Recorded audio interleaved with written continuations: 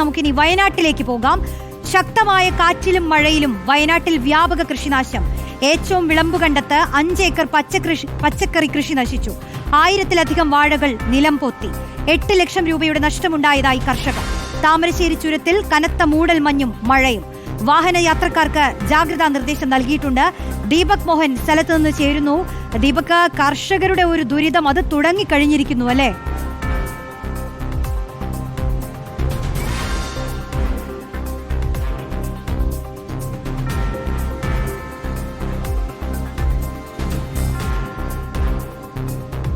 റോഷ്നി, നിലവിൽ വയനാട്ടിൽ ഓറഞ്ച് അലർട്ടാണ്.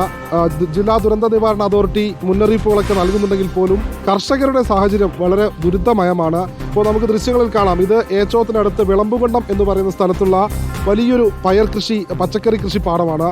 ഇവിടെ ഏക്കർ കണക്കിന് ഏകദേശം 8 ഏക്കറോളം തന്നെ പയർ കൃഷി ചെയ്ത സ്ഥലമാണ്. ഇന്നലെ ഉണ്ടായ മഴയിലും ശക്തമായി ഉണ്ടായ കാറ്റിലുമാണ് ഈ പയർ കൃഷി കുത്തടക്കം ഒടിഞ്ഞ് നിലത്ത് കിടക്കുന്നത്. വിളവെടുക്കാൻ പാകമായ കൃഷിയാണ്. ഓണവിപണിയെ ലക്ഷ്യമാക്കി വിളമ്പുകണ്ടം സ്വദേശിയായ യുവ കർഷകൻ സന്തോഷ് ഞാറക്കാട്ടിൻ്റെ കൃഷിയിടത്തിലാണ് ഇങ്ങനെ ഒരു വേദനിപ്പിക്കുന്ന ഒരു കാഴ്ചയുള്ളത്.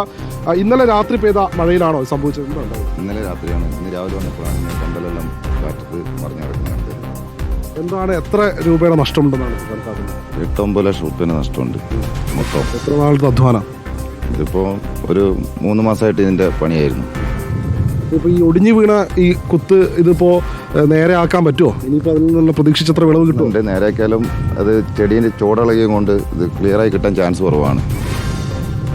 റോഷ്നി, നമുക്ക് ദൃശ്യങ്ങളിൽ കാണാം. ഇത്തരത്തിൽ ഈ കമുകിൻ മരങ്ങളുടെയൊക്കെ കാലുകളൊക്കെ കൊടുത്ത് കയറുകൾ കെട്ടി ഈ പരന്ന് കിടക്കുന്ന വയലിലാണ്, ഈ വയൽഭൂമിയോട് ചേർന്ന് കിടക്കുന്ന സ്ഥലത്താണ് പയർ കൃഷി സന്തോഷ് നടത്തിയിരുന്നത്. ഇന്നലെ രാത്രി ഉണ്ടായ അതിശക്തമായ മഴയിലും കാറ്റിലുമാണ് ഈ പയർ ചെടികൾ അപ്പാടെ നിലത്തേക്ക് മറിഞ്ഞു വീഴുന്നൊരു സാഹചര്യം ഉണ്ടായത്. നേരത്തെ തന്നെ ഈ വെള്ളം നനയ്ക്കാനുള്ള സാഹചര്യങ്ങളും കൃഷിയൊക്കെ ഇവിടെ ഒരുക്കിയിരുന്നു. പക്ഷെ അതിനിടയിലാണ് വിളവെടുപ്പിന് പാകമായി നിൽക്കുന്ന സമയത്ത് ഇത്തരത്തിലൊരു ദുരന്തം ഈ കർഷകന് നേരിടേണ്ട ഒരു സാഹചര്യം വന്നത്. ഇതുമായി ബന്ധപ്പെട്ടിപ്പോൾ ഇതിനനുസരിച്ച് നഷ്ടപരിഹാരം നൽകുമെന്ന് പറഞ്ഞിട്ടുണ്ട്. ഓക്കെ, ശരി ദീപക്. എന്തായാലും ആ കാഴ്ചകളിൽ നിന്ന് തന്നെ അവരുടെ ദുരിതം മനസ്സിലാവുന്നുണ്ട്. വിളവെടുക്കാൻ നിൽക്കുമ്പോൾ ഇത്തരമൊരു സാഹചര്യത്തിൽ ചെയ്ത കൃഷിയെല്ലാം നശിച്ചു പോകുമ്പോൾ കർഷകരുടെ വേദന അത് നമുക്ക് കൃത്യമായി തന്നെ മനസ്സിലാവും. ഇതിന് നഷ്ടപരിഹാരമൊക്കെ അവർക്ക് ലഭിക്കട്ടെ.